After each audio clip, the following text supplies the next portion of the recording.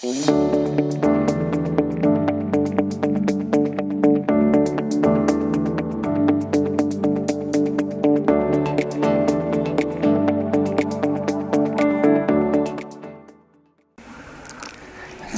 여러분들 임용시험이 이제 한 달 남짓 남았습니다. 물론 이제 이걸 보시는 시기에는 임용시험이 더 임박한 시기에 우리 선생님들께서 영상을 보실 거라고 생각이 됩니다. 지금까지 굉장히 고생들이 많으셨습니다. 사실 여러분들께서 지금 도전하시는 이 임용시험은 명실공히 가장 공인된 이런 시험 중에서는 수학시험으로서는 가장 수준이 높은 그런 시험이라고 할 수 있겠습니다. 여기에 견줄 만한 다른 비슷한 수준의 시험도 사실 없기 때문에 굉장히 유니크하고 여러분들 자부심을 꼭 가지시기를 바라겠습니다. 그래서 조언을 좀 드리려고 하는데요. 가장 중요한 게 긴장하지 마시라는 말씀을 드리고 싶습니다. 지금 시험이 얼마 남지 않은 시점에서 여러분들 너무 조바심을 내시면 안 되겠습니다. 근데 이게 참 사실 말처럼 잘 되지가 않는데요. 여러분들이 나중에 교사가 되셔서 이 시험 준비를 하는 다른 학생들을 보시게 되면 아마 비슷한 생각을 하시게 될 겁니다. 저렇게 조바심 내면서 이 책 저 책 보게 되면은 머리에 안 들어올 텐데 라는 생각을 아마 하실 때가 있으실 겁니다. 우리 선생님들도 마찬가지고요. 조바심이 든다고 해가지고 지금 오늘 공부할 양을 너무 많이 설정을 한 다음에 문제를 대충대충 눈으로 보고 넘어가는 일이 없어야 되겠습니다. 지금 얼마 남지 않은 시간일수록 한 문제 한 문제 정확하게 이해를 할 때까지 생각을 해 보시는 것이 더 필요하다고 그런 생각을 합니다. 그 다음 이제 식사를 좀 규칙적으로 하시고, 특히 이제 시험에 가까워지면은 평소에 본인이 이제 잘 안 먹던 음식을 좀 멀리 하시는 게 좋습니다. 그리고 시계에 익숙하도록 항상 늘 사용하는 그런 시계를 가지고 모의고사 연습을 하실 수 있도록 하시고요. 그리고 이제 전지 사용하는 시계는 혹여나 시험 도중에 시계가 멈추면 큰일 나겠죠. 전지 교환 시기를 한번 확인을 해보시고, 잘 모르겠으면은 그냥 새 걸로 갈아 놓는 것도 좋은 방법일 것 같습니다. 그리고 가급적 이런 시간에 일어나실 수 있도록 너무 늦게까지 하시고 아침에 늦게 일어나는 일이 없도록 하시면 좋겠고요. 그런 식으로 컨디션 조절에 신경을 쓰시면 좋겠습니다. 그리고 이제 지금 불면증이 쉽게 올 수 있는 그런 시기입니다. 나 준비는 덜 됐는데 이제 시험은 얼마 안 남았는데, 누워있으면 정말 별의별 생각이 다 듭니다. 사실 이제 저도 되게 마찬가지인데요. 너무 걱정이 많습니다. 선생님들 참 이해가 가고요. 저도 이제 그냥 가만히 누워있는데도 잠이 안 들 때가 굉장히 많은데요.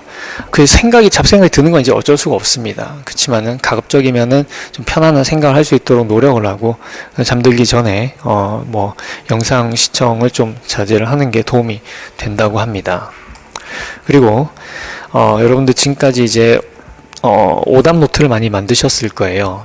그 오답 노트를 시험 보시기 직전에 한 번 더 보실 수 있도록, 저 같은 경우는 저는 이제 부호를 좀 많이 틀리는 것 같아요.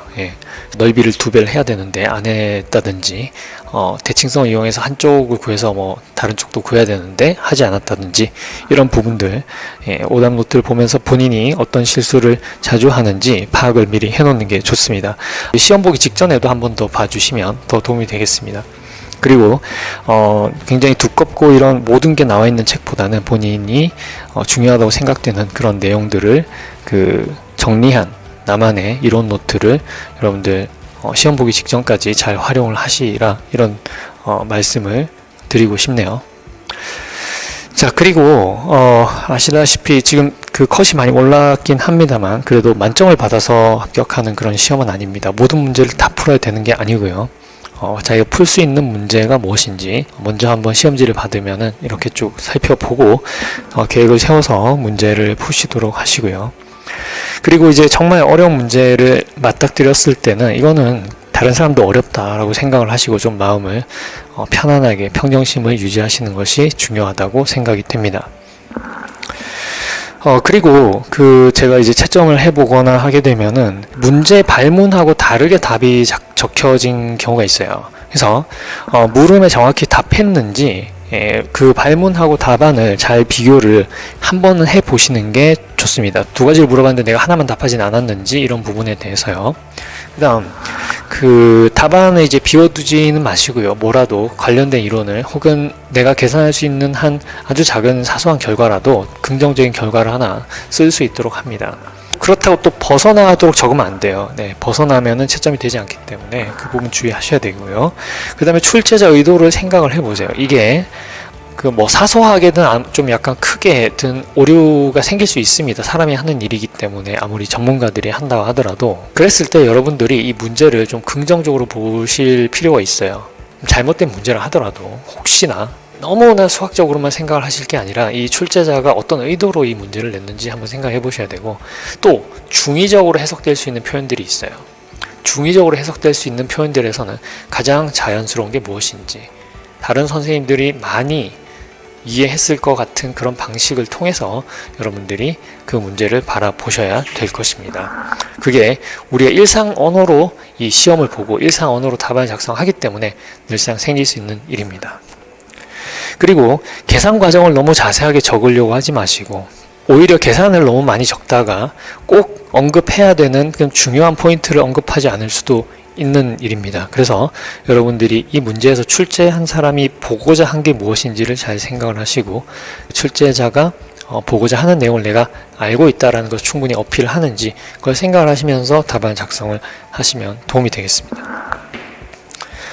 그리고 수정액은 여러분들 아시다시피 인적사항 부분에만 국한이 됩니다. 근데 그거 이제 가지고 있다 보면 실수로 수정액을 사용할 수도 있는데, 여러분들 답안 수정할 때 수정 방법에 유의하셔서 작성을 하시기 바라고요. 그 다음에 기호, 이상한 기호 사용하지 마시고, 가급적 여러분들 서술하실 때 특별한 필요가 없으면은 꼭 사용하지 않는 게 좋을 것 같습니다.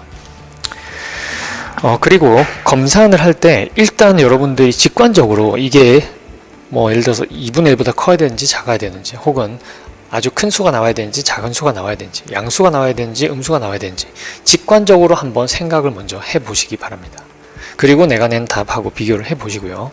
그리고 검산할 때 다른 방법으로 하셔야 돼요. 그러니까 내가 원래 했던 방법대로 그대로 계산을 하게 되면은 했던 실수를 또 하게 될 확률이 굉장히 높습니다. 그래서 좀 돌아가서 다른 방법, 그러니까 내가 계산을 해서 어떤 답을 냈으면은 이 답을 대입을 해 본다든지 이렇게 가능하면 다른 방법으로 검산을 해 보시면 계산 실수를 잡아내는데 도움이 될 것입니다.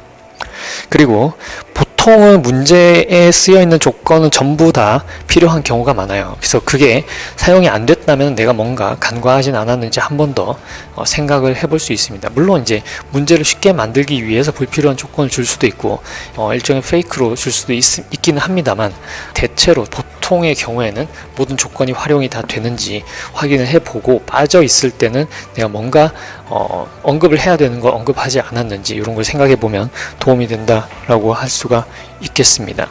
네, 여러분들 남은 기간 동안에도 준비 잘 마무리를 하시기를 기원을 합니다. 그리고 좋은 결과 있기를 바라겠습니다.